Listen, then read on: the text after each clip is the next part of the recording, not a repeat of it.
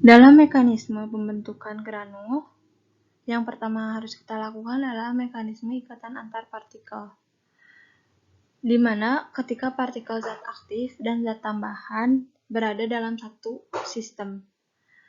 Selanjutnya, mekanisme pembentukan granul, dan terakhir ada pembentukan granul atau pembentukan partikel serbuk.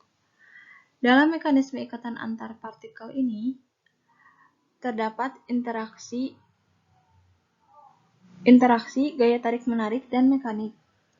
Interaksinya itu bisa dalam interaksi partikel yang difasilitasi jembatan cair atau liquid bridge dengan granul yang dibasahi dulu untuk membentuk inisiasi dari inti-inti granul. Setelah itu dikeringkan, lalu membentuk jembatan basah, yang dimana di sini jembatan basah yang paling bagus karena memiliki efek tarik-menarik yang kuat itu adalah kapilaritas atau capillarity.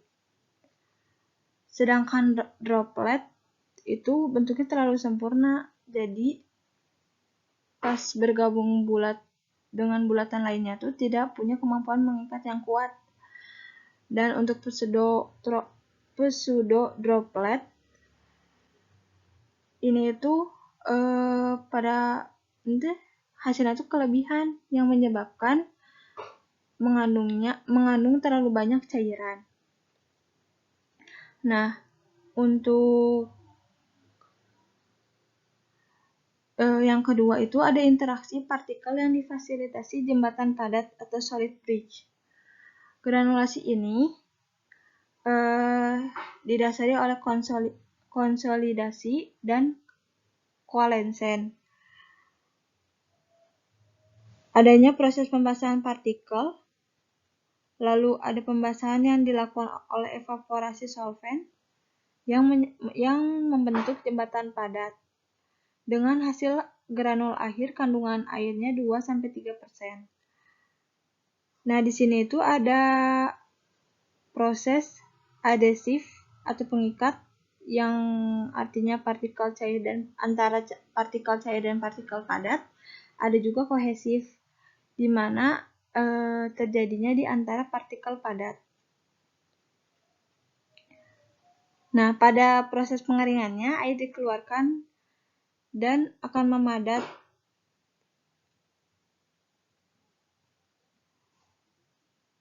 Nah, di sini pengikat yang digunakan adalah pengikat kering, seperti bentuknya tuh serbuk seperti itu.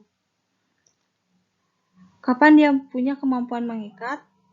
Yaitu saat diberi tekanan tinggi sehingga menghasilkan panas internal. Panas internal ini yang membuat pengikat meleleh. Contohnya seperti gula yang terkena panas terlalu lama. Lalu, itulah yang membuat antar partikel membentuk inti granul karena adanya lelehan yang membuat jembatan padat. Untuk konsolidatasinya itu adalah menyatukan antara partikel untuk membentuk sebuah partikel atau granul yang lebih kuat. Untuk koalisinya, gabungan yang terjadi sebelumnya melakukan konsolidasi, penggabungan globul-globul yang menjadi lebih besar. Selanjutnya, setelah interaksi itu, ada gaya tarik-menarik antar partikelnya. Ini tuh terjadi karena adanya elektrostatis dan underwall ketika ada tegangan permukaannya yang sudah sempurna. Selanjutnya ada mekanismenya. Mekanismenya itu memakai interlocking dan harus memiliki kemampuan kapiler. Kalau bentuknya bulat tuh tidak akan dapat memiliki sifat mengunci.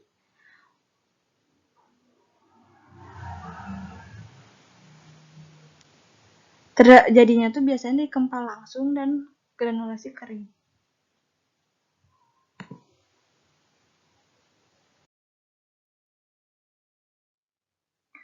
Yang kedua adalah membuat suatu formula sediaan tablet yang disertakan perhitungan penimbangannya. Di sini saya memiliki NPM genap, maka yang dipilih itu adalah granulasi kering.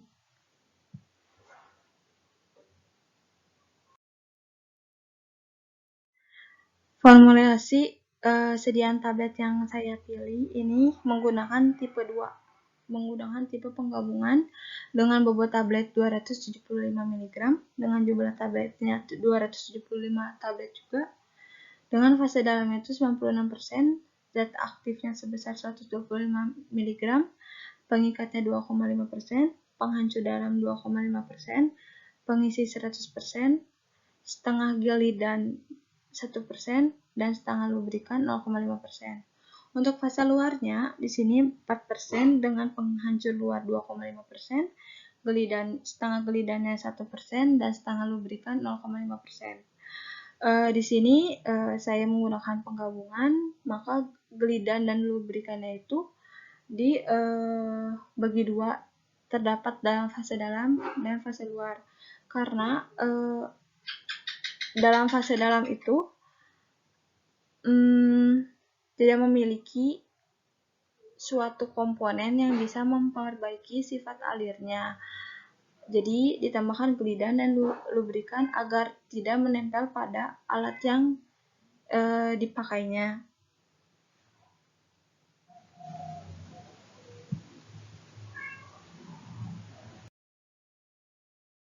Lalu selanjutnya ini adalah perhitungan penimbangan fase dalam dengan penggabungannya. Di sini fase dalamnya itu untuk satu tablet itu 264 mg, untuk 275 tabletnya dengan 264 mg dikali 275 tabletnya. Untuk zat aktifnya diketahui 125 mg per tablet, maka dikalikan dengan 275 tablet yang menghasilkan 34,375 gram. Untuk pengikat, penghancur gelidan dan lubrikan sama seperti menghitungnya itu dengan cara jumlah pengikatnya dalam jumlah zatnya dalam persen per fase dalam komplemen granulat sebesar 96% dikalikan dengan total fase dalam satu tablet, yaitu 264 mg. Dan ini hasilnya. Dan terakhir untuk pengisi itu total fase dalam dikurangi oleh jumlah zat aktif farmasi, pengikat, penghancur gelidan dan lubrikan yang ditambahkan, lalu dikurangi dengan total fase dalamnya yang menghasilkan 121,125 mg dengan massa slug teoritis yang sama dengan total fase dalam. Untuk fase luar itu sama seperti penghancur gelidan dan lubrikan, karena penyusun fase luar itu adalah penghancur luar, gelidan, dan lubrikan. Sedangkan gelidan dan lubrikan tadi sudah dibagi dua menjadi setengah-setengah, setengah dalam fase dalam dan setengah pada fase luar.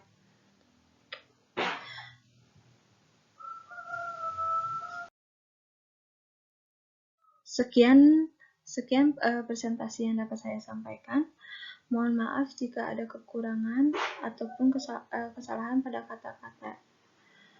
Wassalamualaikum warahmatullahi wabarakatuh.